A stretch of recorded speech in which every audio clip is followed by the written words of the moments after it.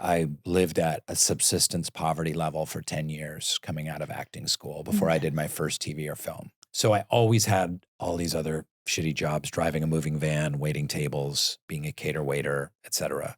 I just wanted to do it, and I didn't really even care ultimately if I got paid for it.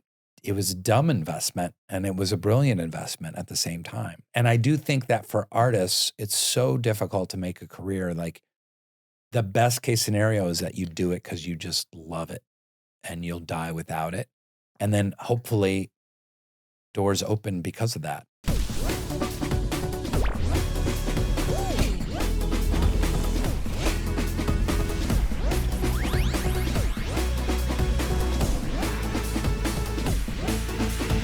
We live in a complex and ever-changing world, a place that is maybe harder than ever to successfully navigate.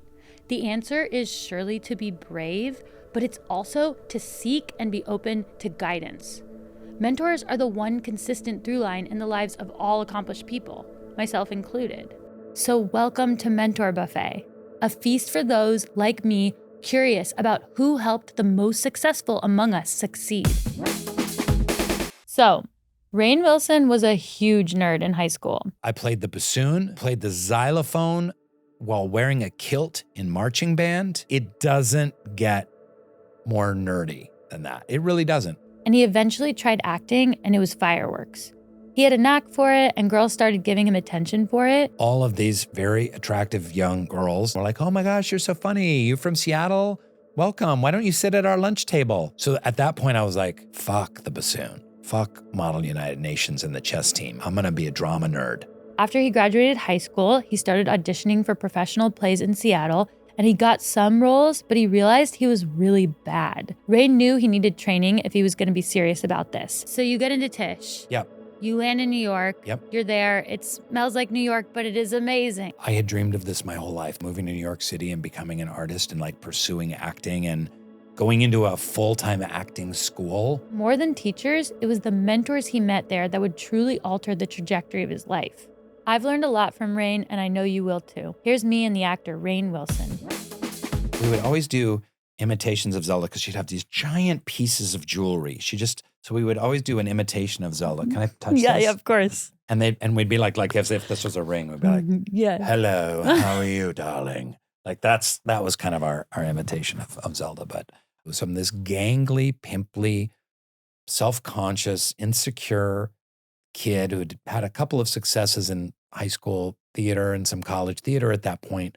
But I went in and I did my first piece for my audition. It's just her and you in a room, or and who's? then the other dean, her and the dean, and maybe an assistant and me. Are you in a theater? I've never auditioned for something like this. It was in a conference room in a hotel. It was like a Marriott conference room. Okay, I'm imagining, because that's where, that could have been where the massage therapists were for the big race I was, like I get the world, yeah. But so it's you and this dean and Zelda. They're behind a table and it's a big room, and then I do these monologues. So I did Mercutio from Romeo and Juliet. Uh-huh. And she was like, who choreographed that for you? Because I did a lot of movement, and I was like, well, no one did. And I did. And she's like, no, who did? Like, she didn't believe me. I was like, I did. And then, so I did another monologue that was from a Eugene O'Neill play that was much more realistic. And I started acting and showing and emoting and being poetic. And she was like, I was like 4 sentences in. She was like, okay, whoa, let's stop. And she was like, can you grab that chair, pull it up to the table across from the dean, who was a man, let's say about 50 years old. And can you just speak the monologue to him like he's because I was speaking to my father, like he's your father. And so I sat down and I did the same thing. And I blah, blah, blah. And I was acting and she's like, stop. Like, you need to just talk to him. Just strip all that away and just have a conversation and just simply speak your heart to him.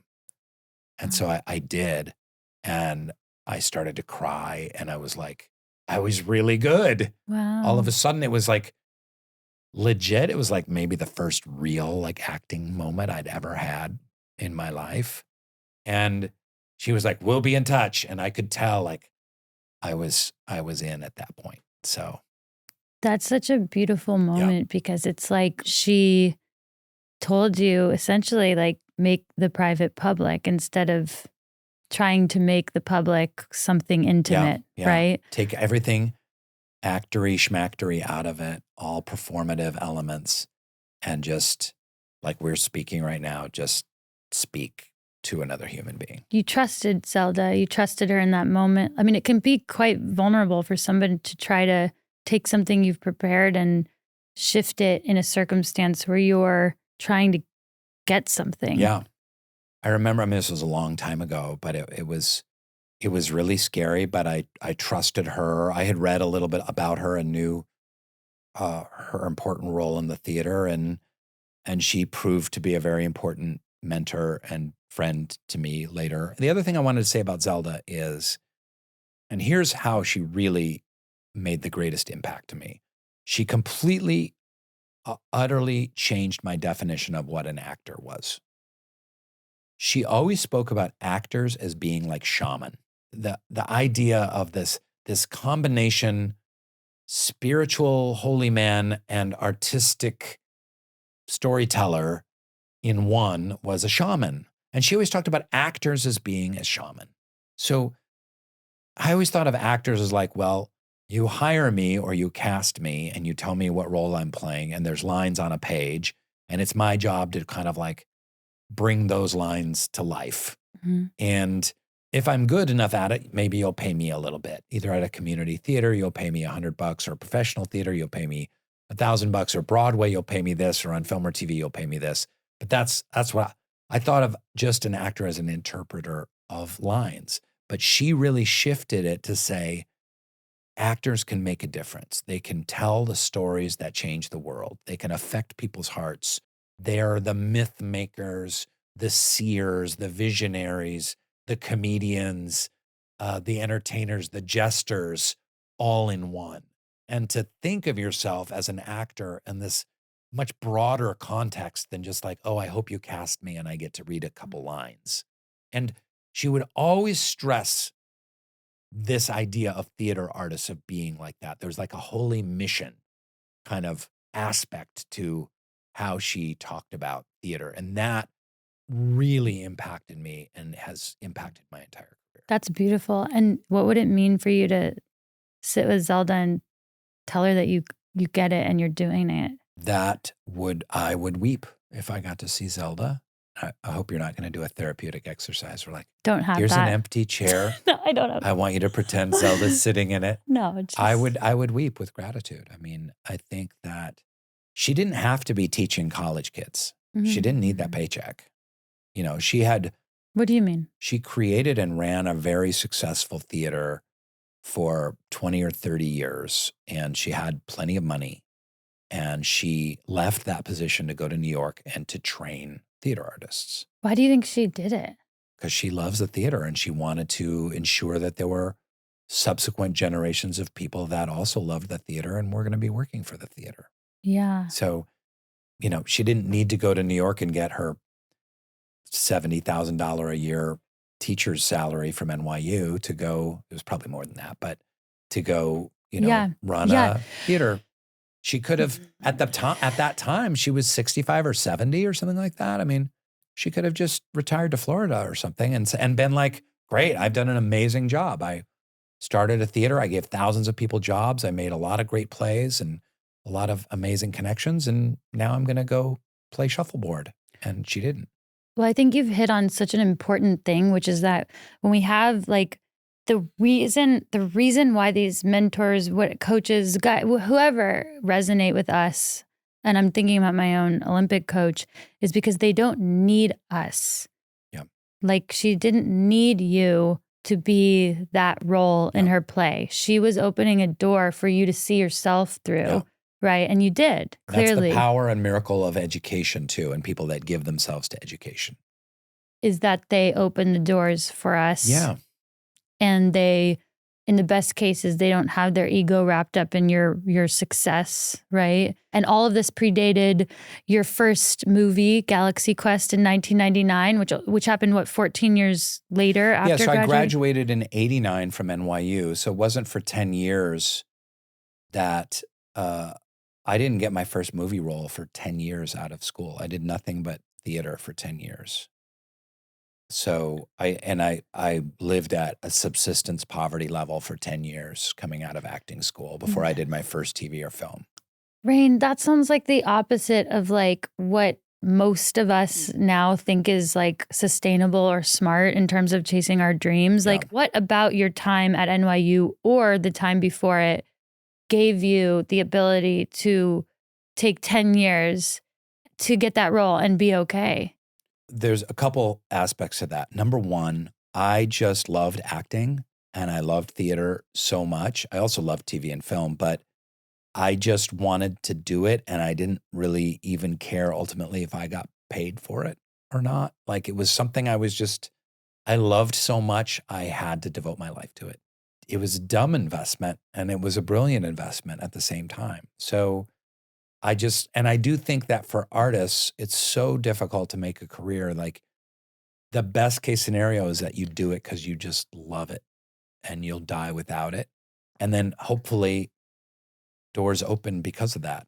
That's number one. Number two is I thought about becoming an acting teacher and maybe doing something different in the world of theater many, many times. But over that 10 years, I just got better and better jobs. Okay. So at first I was like a non-union actor getting little jobs. And then I got a little tour and that was better. And then I got a Broadway tour and that was better. And then I got like a regional theater gig working at a small theater. I worked at one in DC and Dallas and Minneapolis. And so those were good. And then I got like an off-Broadway play. And then I got Broadway plays. So there was this growth. Right. It wasn't like this. There was a slow. So every time I thought about maybe I should quit or I should just get my teaching degree and be a drama teacher, or maybe I should, move to Seattle or Chicago or Minneapolis or something and, work in, community theater or something, I would just get a slightly better job. I'm like, well, my trajectory is vaguely in the right direction, even though I was broke. I wasn't making hardly any money. So the first 10 years I was an actor in New York, I never made over $19,000 in any given year from acting. That's to put it in perspective. So I always had all these other shitty jobs, driving a moving van, waiting tables, being a cater waiter, etc. Did you learn from those jobs anything that you took into your acting? Yeah, I learned that I hated doing those jobs and I would do anything to get paid for acting. So if I got a paid acting gig, I would take it. A lot of people would be choosy about like, well, I'm not going to do that. I was like, if it's paying the bills, I don't want to wait tables. I don't want to move bookshelves up and down staircases. I'm taking the job. And was that an ethos? You said a lot of people think this other way. I didn't grow up around actors. So tell me, was that the ethos of most people around you at NYU? Was it to be more choosy and picky, or were most people taking every job that they got? A lot of people were more choosy and picky, and I don't want to say this in any kind of way that comes off judgmental, but a lot of them had trust funds and had financial backing in such a way that they could. But for me, if I wanted my rent paid and I wanted to not sleep on the street, I had to drive a moving van and wait tables and do all kinds of other crappy jobs to get my rent paid. And it sucked. And those jobs are really hard. And hats off to people that have moving companies and are professional waiters. It's really, really difficult. And so I was like, anything to get out of that. It is helpful to learn and talk to people who built their lives. It's not only admirable, but it's useful because you learn about what were they thinking during those times. And like what was cool was hearing you say that you were acknowledging that you were progressing. Yeah. And that was the most important piece for you, was your guiding North Star was to act.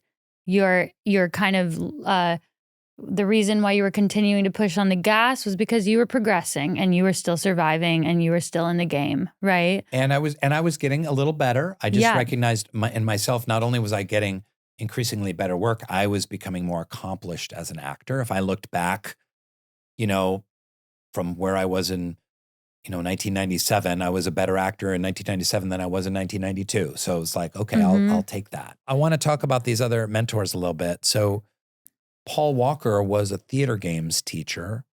Theater games, very similar to improv. It's kind of the root of improv, violus ballin. Its whole idea was like, kids play games, and that's essentially theater. Like, you pretend to be a pirate and I pretend to be a cowboy, and we'll have a scene in the sandbox and we're playing a game, but it's theater. And even when you're doing like Red Rover, come over, or red light, green light, or one of those games, there's the essence and elements of theater there. There's play, there's listening, responding, movement in space. There's a beginning, middle, and end. So we did these theater games with him, and he had an incredible credo, philosophy, which was assume you're brilliant. Assume you're brilliant. So when you're on stage, assume you're the most brilliant actor in the world when you're on stage. Just make that assumption. So what does that do immediately? You go on stage, like, you assume you're brilliant, like you assume that anything you do is right and perfect. You assume that you don't need any extra tension or muscling to make something happen or work. You assume people are going to love you and everything that you do. Now, we may not all be brilliant at that point, but it's a fun game to play. If you have 5 people on stage doing an improv or a game and they're all assuming that they're brilliant. Now, brilliant doesn't mean like, blah, blah, blah. Brilliant can also mean listening really well and being really nuanced and like really subtle and really specific. So there was a story about him singing a song in a cabaret show, as he was also a performer, and he had the sheet music, and he sang, and he accidentally knocked the music stand over, and all the sheet music went flying. And without missing a beat, not rehearsed at all, the piano guy is playing, right? He just starts improvising the song, and he doesn't go, oh, excuse me, I need to stop.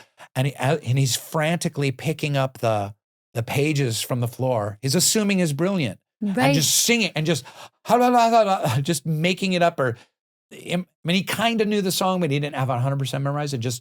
And then searching through it and setting the music, and it just brought the house down. They were cheering and just shouting, and he just had that ability to perform like that. He was really incredible.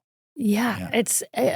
I love when also this wisdom comes from someone who's absolutely living it themselves. Yep. Right? Yeah. Exactly. It was such a amazing way in to acting for me, and it really helped me for the next many years. And I will say, I'll tie this directly to Dwight Schrute, because when I got to audition for Dwight, I read the role and I was like, I know how to play this. I know how to play this role better than anyone. This combination, nerdy, bully, weirdo, sycophant, suck up, self-serious. Like, I know this character.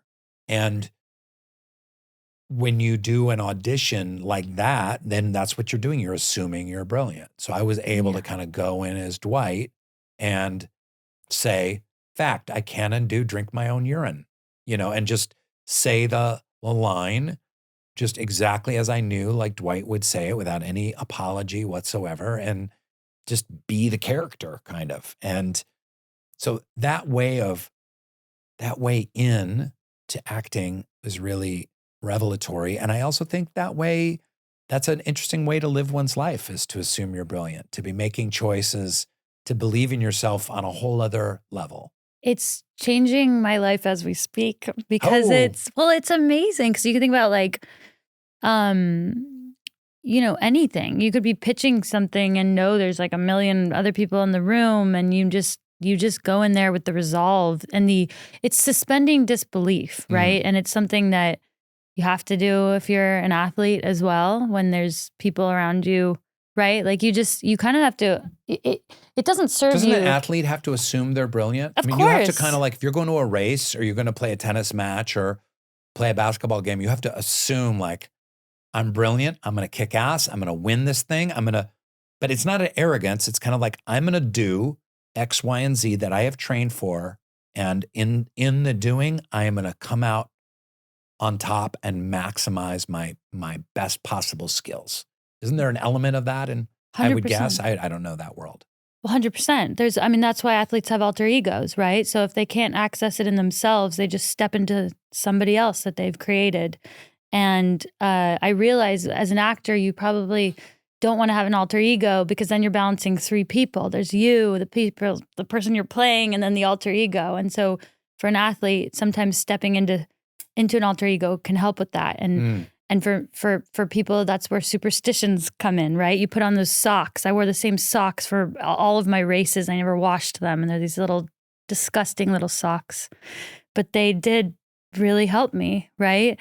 And so I think it's so cool because... You should frame those socks. Do you still have them? Yeah, I have the socks. But literally in a frame. You should... I know. They're little, they have little perforations in them to help like your feet breathe. And so they look like little just mesh kind of blobs. Yeah, they look worthless, right? Yeah. But they meant so much. Right. And this idea of just assuming your brilliance and what's the worst that can happen by assuming you're brilliant? Like somebody tells you you're not, well, whatever then, right? Like that's going to happen no matter what. Sure. So it's such a cool thing to just be like shortcut to letting go of whatever it is that's standing in your way. Because what is standing in the way of you being brilliant? What was standing in your way before that? Was any, self-doubt, self-consciousness, fear,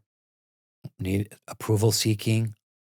I was slave to those things I have been for my whole life, know. Do you know why or? Because I'm a human being. I think, we're social beings. We want approval. We want to be loved. We don't want to be arrogant buttholes. And, we have doubts. The doubt comes hand in hand with just being a human being. So it's how do you navigate trying to, follow your dream while having doubt and fear and insecurity and... Maybe it's why we have two hands. Because you have to like hold both of those things. Yeah. Like you have to hold these human emotions and you can hold that. It's like you have to hold all your human emotions and then you have the other hand and that one gets to make a choice about what it's holding, like a purse or in your case, the belief that you're brilliant while you're holding the other one. That's great. That's a great analogy. It's true. Like I think people in the modern world have a hard time holding two things to be true at the same time. Like, I can be on The Office on a top TV show and be getting a lot of fame and success and money. And at the same time, I can be really unhappy. And I can be filled with doubt and insecurity and low self-esteem and self-consciousness. And I can also be a good actor. That I don't have to eliminate those things in order to be a good actor. It's all complicated. It's all gray, it's not black and white. I think you hear a lot of influencers on Instagram and TikTok and they make it seem like, you're up at 5 a.m. and you do a cold plunge and then you do your meditation and then you do your gratitude journal and then everything will get worked out and you won't have any doubt or fear and you're just going to go through willpower. You're going to accomplish. And that's not human. That's I don't know what that is, but it's not a human experience. I completely agree. And it's almost disorienting when people like assign that to you, right? Like people assume it of me, right? Okay. In a way where, I don't know, I can be like deers in the headlights sometime because when I'm on, right? When I'm like sharing or whatever, but I don't always share when I'm not, when I'm like recovering or whatever, right? Or when I don't feel my best. I don't always want to share that stuff. That doesn't mean it's not there. And sometimes I'm really conflicted about, should I share everything so people know there's a well-rounded, like it's a weird world is all I'm saying. And I don't want to mislead anybody into thinking I'm one or the other either. But But I assume that you said people can feel both of those things at once means that you have too. Yeah. Yeah. I have. Yeah. Very much so. Yeah. How do you believe that you're brilliant when you don't feel brilliant? I think that the best way I'll just speak about being an actor, right? The best way to be an actor is to be in service to something higher. So I could feel like a piece of shit, but if I believe that this story really needs to be told, even if it's just a silly comedy, but I believe this story needs to be told and that I need to play this role to help tell that story, then I'm in service to something greater than myself. And I can set aside my own fears and insecurities and anxieties in service to something greater Mhm. and put my focus in that. Mhm. It's important that I do this role and do it well. And I am an imperfect, deeply flawed messenger in the doing. So Who's very committed, I was right? committed. The other mentor there is still alive, Ron Van Lieu. He Mhm. was the head of the acting department at NYU, and then he went to Yale, and then I think now he teaches at Columbia. Very distinguished acting teacher. I was really struggling in my second year, and I was doing a lot of like what they say in acting, like pushing. I was doing a lot of indicating, pushing, manufacturing, muscly acting that was fake and bad. And I did a scene in acting class, and I did that, and it was bad. Oh, I was so bad. How It was did you so bad. how'd you feel when you I was just despondent because I didn't know how to get out of it. I was really, really stuck at that point as an actor. I was stuck, and he saw that, and I was sweaty after the scene and just like, fuck. And he comes up and he goes, in front of the whole class, he goes, Rainn, why do you keep getting in your own way? Why don't you trust yourself? And I started to sob, just like cry, just sob, sob, sob. I mean, 10 minutes of crying because part of acting is therapy. In acting school, you're the instrument, right? So if you have emotional blocks, let's say you can't access anger and you're playing an angry person, every time you're playing and acting an angry person, like, oh, I'm so angry, and it sounds fake and rings hollow, and but you can't access it for whatever reason. Let's say you had a dad who was a rageaholic, so you can't access your anger. Like, you got to figure that shit out if you want to be able to access your anger. You got to figure out those blocks, and that's kind of what therapy does. So it's a fine line between an acting class and the therapy. So I finished crying, and he was like, you're pushing, you're forcing everything. It's getting really muscular. It's like you don't trust yourself. And so I went and spoke to him, and I was like, I think I know what you're getting at. And I said, I'm going to do this, Ron. Like, for the next several months, for the rest of the semester, I am only going to listen and breathe and respond in the moment with as much authenticity and integrity as possible. I'm not going to do even a whiff of pushing. But it's going to be boring as hell. And he goes, that's fine. Let's let it be boring. Let's see how that goes. So I did scenes, and I would literally, after that, I just did scenes, and I just stood there with my scene partner, and I listened to them, and I just kind of talked to them like I'm talking to you right now without any acting. It was the same thing that Zelda was trying to get from me in the audition.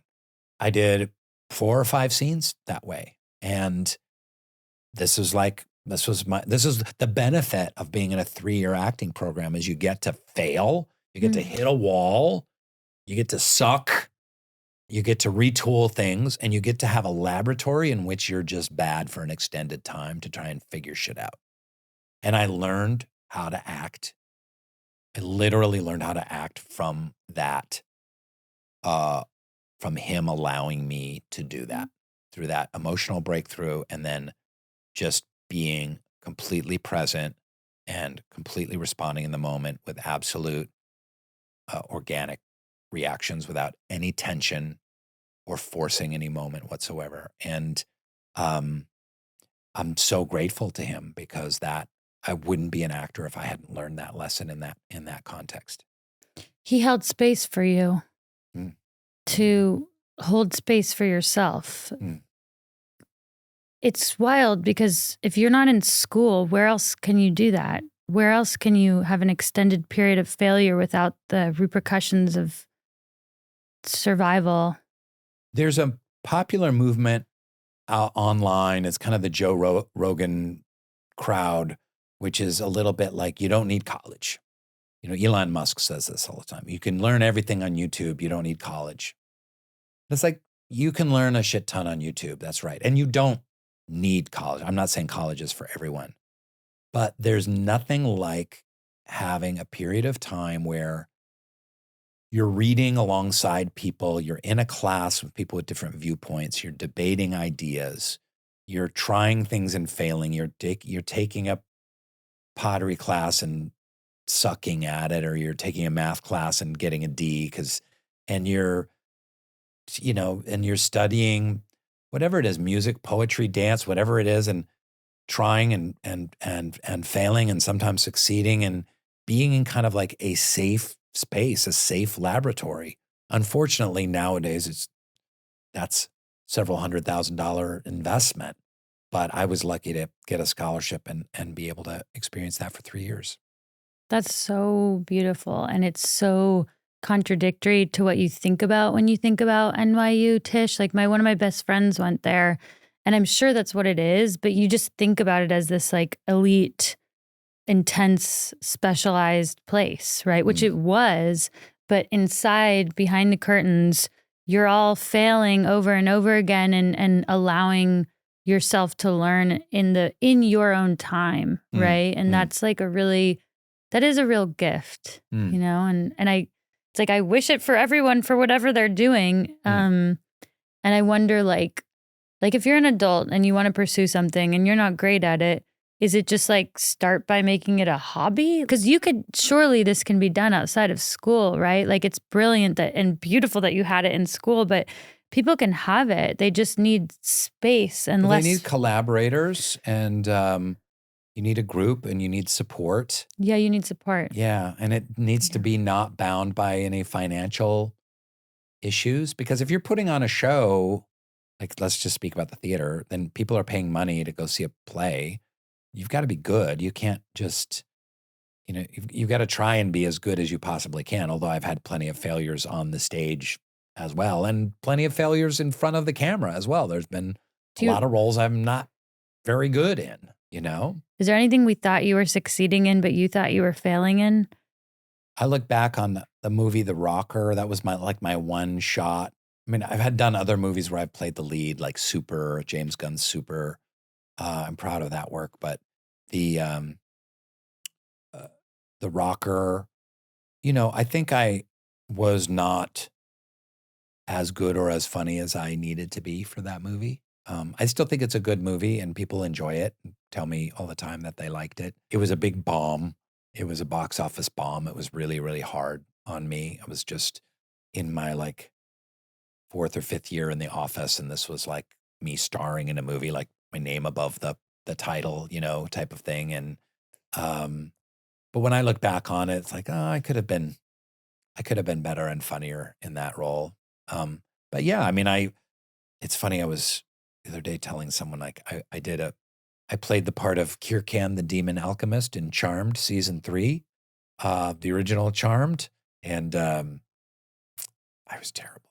If you want to see like me acting bad, that's not why I was asking. I was asking because you had that instance in your acting class, right? Where you were challenged, and then you had this opportunity to grow and thrive. And I'm like, look, just because we're adults doesn't mean we're not going to have moments where we wish we were in the incubator again. That's what I'm talking about, right? It's not like to say, has Rainn Wilson failed before? Let's make him a human being who's failed. It's more like, man, like there were times when you had an environment and people around you to fail in a way where it was along a proper journey to growth. Yeah. whatever movies you're talking about, it's not about the movie. It's the fact that we're always going to run into these scenarios as dream chasers, as artists, as athletes, whatever, to fail. I'm just trying to imagine that if I'm failing in something that I pursue, I'm going to try and imagine the version where I treat myself as well as you were treated with Ron in that classroom. I just want to treat myself better during those times. Yeah. You know? And fail is a tough word. I'm not saying you failed. But I am saying I don't mind using it. I don't have any energy around that. But failure is a tough word. I mean, struggled or didn't succeed in doing what I wanted to do, and that's okay. You know, the very best team in the NBA is still losing a quarter of its games. You know, That's right. The very best hitter in the major league is still striking out more than they're getting hits, most of the time. So that just comes with the territory. Absolutely. Well, Rainn, I have really loved, and I've genuinely really appreciated learning about your acting school experience, because I looked at NYU. I wasn't encouraged to go into the arts at that age. And so I went to a more liberal arts school, but I definitely have days where I wish that I had gotten that chance that you had. So I loved learning from you about these mentors, and I really appreciate it. Well, listen, I hope that you and the audience understand, these are very acting specific mentors and teachers to me at a very seminal time in my life. But the lessons I learned there were not just about acting. The lessons were about self-acceptance, about believing in myself, about having a vision for who I am as an artist, and not just as an artist, as a human being. The lessons you learn in this particular acting class really were soul lessons. They were being alive as we're in soul growing machines.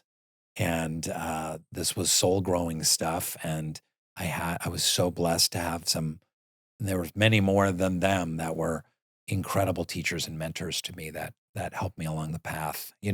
Joseph Campbell talks about the hero's journey, with 1,000 faces and the mythology. And of course we think about, how George Lucas modeled Star Wars after the work of Joseph Campbell. But you think about an Obi-Wan Kenobi or a Yoda coming along in your life right when you need them the most. And I think that I'm so glad you're doing this show, because I think that the mentors are the Obi-Wan Kenobis and the Yodas that show up for all of us at exactly the right time to just give us the right push and resistance and insight that we need to kind of break through to the next level. I like the pineapple with the olives. Everything, we have custom made foods here because I'm part fairy. So I don't know why I said that. I think the show is over. Rainn, thank you so much for coming on the Mentor Buffet. I'm so grateful for how very specific and detailed and open you were about sharing experiences that were very, very applicable to anybody, but very specific to you. Wow, so thank you. Thank you. It's a pleasure. I love what you're doing. This is great. Yay, we did it. If you're enjoying Mentor Buffet, follow Voicing Change for more inspirational and truly life-affirming content from shows like Soul Boom, The Proof, Feel Better, Live More, and the Rich Roll podcast. Just go to voicingchange.media. That's voicingchange.media for a beautiful selection of productive and positive shows.